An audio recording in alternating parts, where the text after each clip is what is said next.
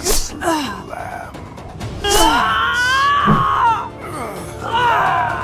Thinks he's a wolf. One cut at a time.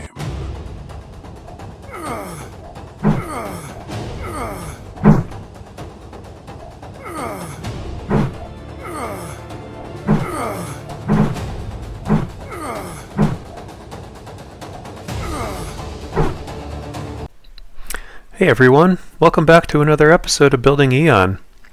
The battle sequence you just saw is from the latest version of my combat system that I've been working on for quite some time. But before we get into that, let's rewind a bit. This was the very first combat test I built. As you can see, it was slow, clunky, and missing a lot of the basics. No health bars, no visual feedback for damage, not much intensity. Obviously, I've come a long way since then. The foundation of the current system starts with colliders. I've set up a capsule collider on both the player as well as the weapon. These invisible shapes kind of tell the game where the body is and where the hit should register. When a weapon passes through one of these hit zones, that's when the game checks for damage. As you can see here, the weapon has a hit collider that extends well beyond the weapon. This is to ensure that the enemy can actually reach the player's capsule collider. So let me go ahead here and select the player and the weapon at the same time, as well as the capsule collider for the enemy, so you can just kind of get an idea of what all these look like in the 3D space.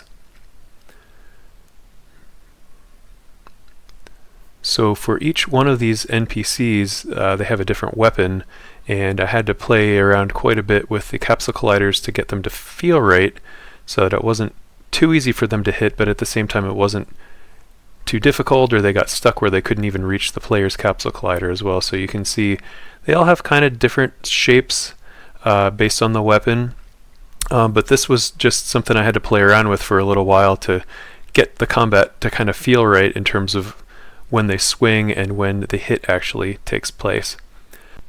So for enemy attacks, I've been layering animations.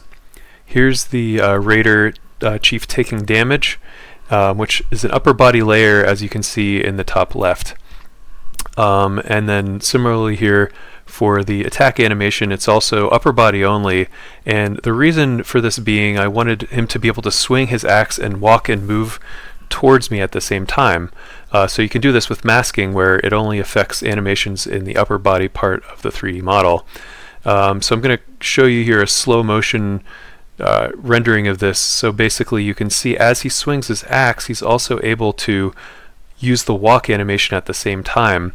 And this was kind of a big breakthrough as I was working through this, because in my earlier iterations he would just kind of stand still and swing his axe, and it was very easy to dodge his attacks and kind of get out of the way. So this really helped kind of the realism and also the difficulty. Here's another example with a raider using a knife. Watch for the timing of the hit. When the blade connects, you hear the sound effect and see a quick red flash on the screen to show you've taken damage. Those little details make the combat feel more responsive. Over on the player side, I'm using this demo that I have here, basically the arms animation for sword swings, and it's very basic right now. It's a slash from the right to the left and then slash from the left to the right. These just kind of go back and forth. I'd love to extend this some, but it works for now.